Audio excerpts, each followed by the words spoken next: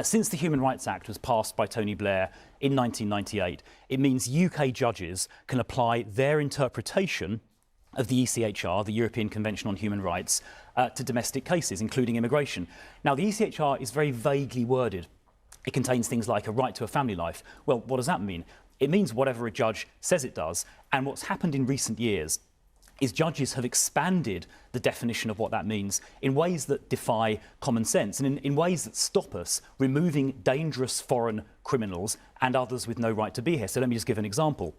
There was a case of a Zimbabwean paedophile who had abused children here in the UK, and we couldn't send him back to Zimbabwe because he would, quote, face hostility there, which allegedly breaches his human rights. But what about the human rights of children here in the UK to be protected? There was another case of an Iraqi drug dealer who wasn't sent back to Iraq, as he should have been, because apparently he'd become, quotes, too westernised. These judgments are absurd. They're allowing dangerous criminals to stay in the UK, putting British citizens at risk, and it simply has to end, and that's why we've made this announcement. But what you're Look, of course we believe in rights, but where you have courts just constantly expanding the definition in a way that was never contemplated at the beginning, when these rights were enshrined 70-odd, 80-odd years ago. But the point is, I think it's for Parliament, the democratically elected Parliament, to set laws, and for the courts then to interpret them. But because the ECHR is so vaguely worded, it means Parliament essentially can't legislate precisely to say what should and should not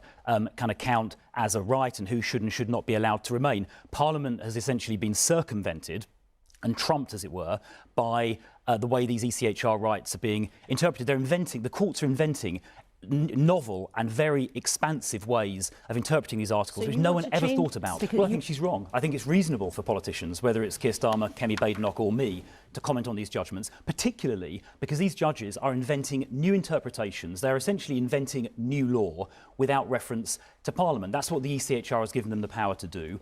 And what we're saying is, no, UK judges should follow UK law that's been passed by Parliament. They're still independent, they're still applying the law, but the law set by Parliament, not stretching the elastic. Now, it's important to say that in this proposal, we are still saying in the ECHR, so people can still appeal to Strasbourg, but many of these most ridiculous judgments that defy common sense come from the British courts. Well, there are 2 points. Firstly, this proposal we're making will make a very big difference. It'll stop UK judges doing this, and we're going to put it to a vote in Parliament as an amendment to a bill. So we'll see whether Labour want to protect our borders. We'll see how Labour vote. Now, on your question, the wider question of ECHR membership as a whole, now that is a big question. It needs proper consideration.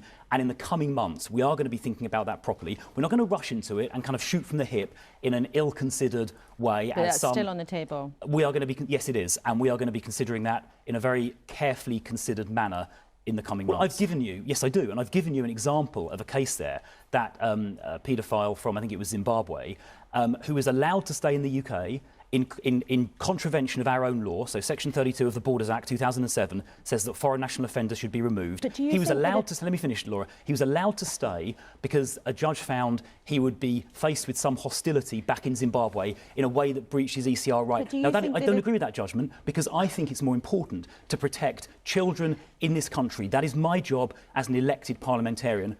I'm not going to apologise for doing that. It was a judgment that was handed down. And by the way, they weren't applying UK law, they were applying an interpretation of the ECHR. That is a very different thing. Now, I'm not sure what judges' motivations are.